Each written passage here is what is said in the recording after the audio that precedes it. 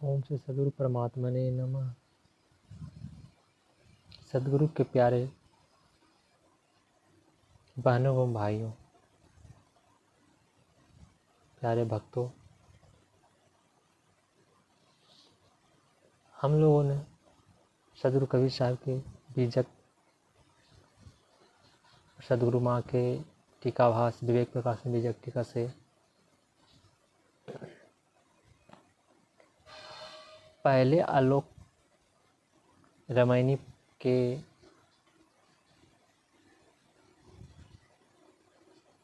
रामायणी 12 तक का हम लोग ने सत्संग के माध्यम से श्रवण किया। अब हम अगले रामायणी पर चलते हैं।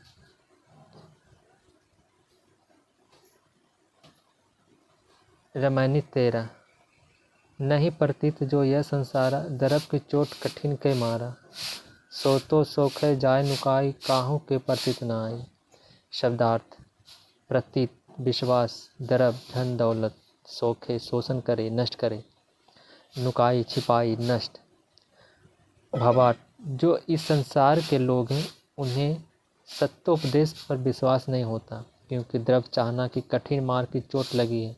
नष्ट हो जाने वाले द्रव्य, ईश्वर आदि की चाहना ने लोगों की समझ और विवेक को सोख लिया है, जिससे किसी को सत्योपदेश पर विश्वास नहीं आता। चले लोग सब मूल गमाई, जमकी बाढ़ काट नहीं जाए। आज जो काज चे कालिया काजा, चले लाद दिगंतर राजा। शब्दार्थ: मूल धन, मूलधन आत्मज्ञान, जम मन माया, बाढ़ बुद्धि प्रवाह, आजू मानव जन्म, काले कल पशु पक्षी आदि योनि, दिगंतर देशांतर, जमनांतर राजा जीवात्मा।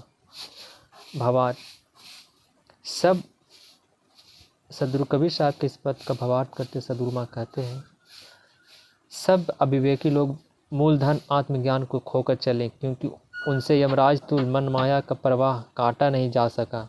आज मानव जन्मे ही मन माया के प्रवाह काटकर आत्म कल्याण का मार्ग कल्याण कार्य करना संभव है, अन्यथा कल पशु पक्षी आदि योनियों में तो मात्र दुख ही दुख है। इस मानव जीवन में आत्म कल्याण का कार्य न सिद्ध होने पर राजा जीव कर्म वासना के बोझ को लाद कर अन्य योनियों में चला गया।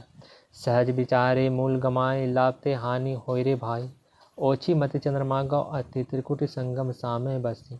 शब्दार्थ: ओछी छोटी, नीच तुच्छ, मति बुद्धि, चंद्रमा मन, मन का देवता चंद्रमा माना जाता है, इसलिए चंद्रमा शब्द से यहाँ मन ध्वनित होता है।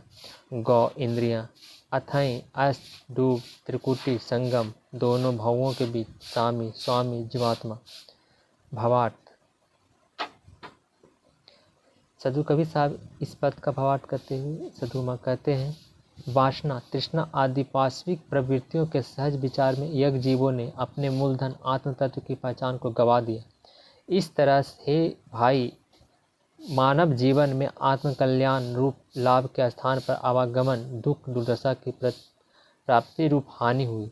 ओछी बुद्धि मन और इंद्रियों के भोगों में डूब गई, फलता त्रिकुटी के संगम में जीव बसता है, यह उसे बोध नहीं हुआ। तब वही विष्णु कहा समझाऊं, मैं तुम अष्टुम जीता हो जाऊं। तब सनकादि तत्व विचारा, जैसे रंग पड़ा धन पारा।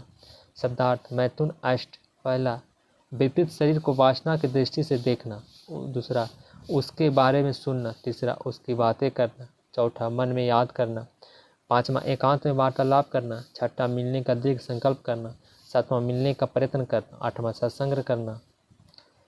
तत्व सत्य तत्व रंग दरिद्र। भावार्थ: तब विष्णु, सदगुरु कबीर साहब के इस पद का भावार्थ करते सदगुरु माँ कहते हैं, तब विष्णु ने समझाकर कहा कि सर्वप्रथम अष्ट मैथुनों को जाकर जीतो। तब सनकादिकों ने मैथुन को त्याग कर सत्य तत्व की विचार किया। फलता जैसे दरिद्र को पड़ा हुआ धन मिल जाए, वैसे ही उन्हें अपने नज़दीक अपनी आत्मा में ही सत्य तत्व की प्राप्ति हुई। भव मर जात बहुत सुख लागा, यही लेके सब संशय भागा। देखत उत्पत्ति लागू नवारा, एक मरे एक करे बिचारा। वो ये गए कि काहू ने कही, झूठी आस लागी जग रही। शब्दार्थ: भव हुआ, मर जात प्रतिष्ठा सम्मान, यही लेखे इस तरह उत्पत्ति आवागमन 12 देर विलम्ब भवाट। वे सदगुरु कबीर साहब के इस पद का भवाट करते सदगुरुमा कहते हैं, वेशधारियों ने भी मैथुन त्याग के मार्ग का अनुसरण किया, जिससे संसार में उनकी बहुत बड़ी प्रतिष्ठा हुई। यह प्रतिष्ठा उन्हें बहुत सुखद लगी।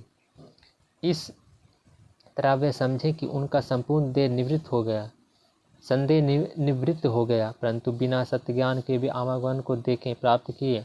इसमें देर नहीं लगी। एक असत को ही सत्य जानकर उसमें आसक्त होकर मरते हैं और एक सत्य तत्व का विचार ज्ञान प्राप्त कर असत्य से मुक्त होते हैं। सब कुछ को छोड़ मरकर जाने वाले की बात कोई नहीं कहता। फिर भी संसार के लोगों को वासना, तृष्णा, मोह, प्रतिष्ठा आदि की झूठी आशा लगी रहती है।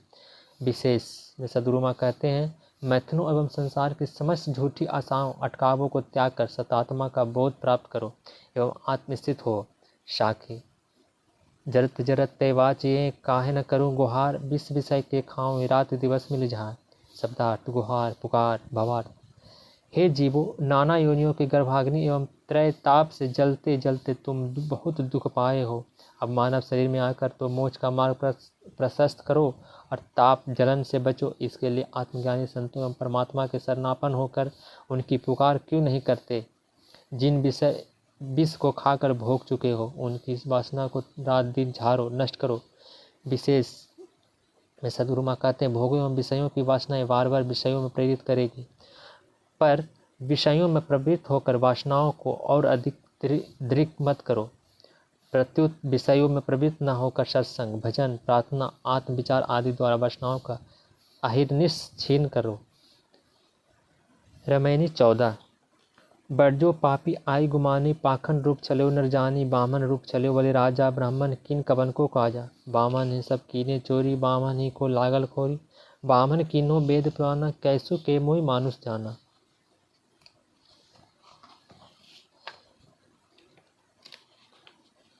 शब्दार्थ खोरी दोष भवाट। जो सदगुरु कबीर साहब के इस पद का भवाट करते सदगुरुमा कहते हैं, जो अभिमानी है वह बड़ा पापी है। वह अन्य मनुष्यों को भोले भाले जानकर अनेक पाखंड रूप धारण कर उन्हें छला, वामन रूप बनाकर राजा बलि को छला। छली ब्राह्मणों ने कौन सा कल्याणकारी कार्य किया।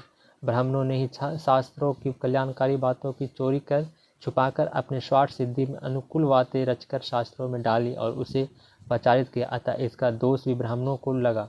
ब्राह्मणों ने वेद पुराणों की रचना इस प्रकार की कि लोग उन्हें किसी भी भांति उत्तम पूजनीय मानव समझे।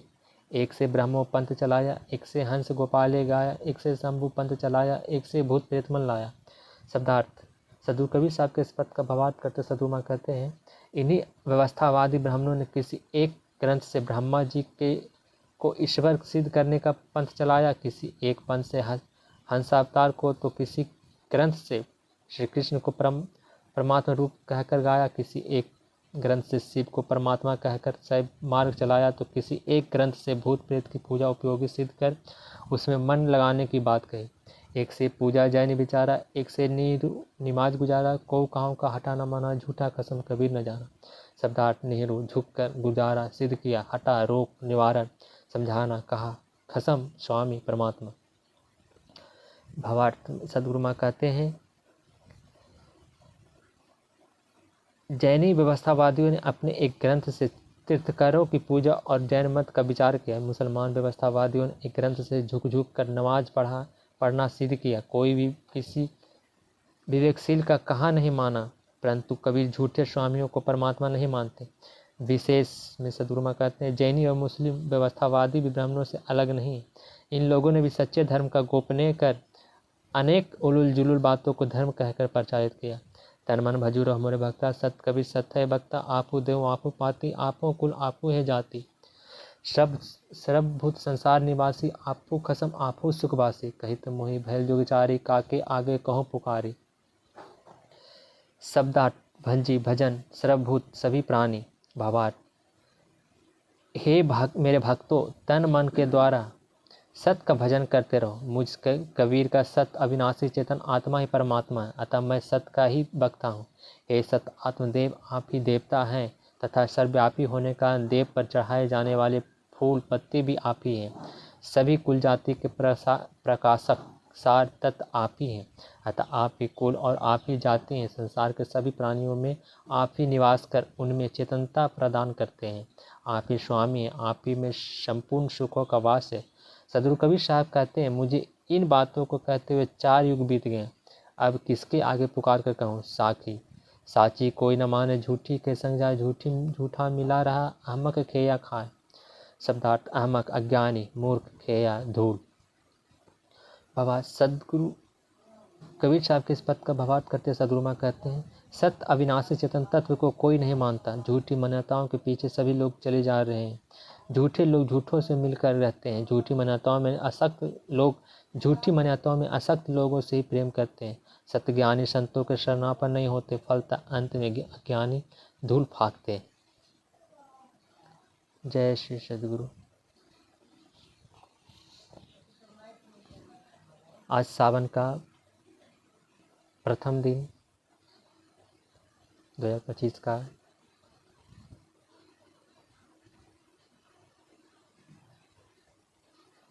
कृष्ण पक्ष का प्रथम। आप लोगों को सावन की विशेष बधाई। सायबंदी सायबंदी सायबंदी।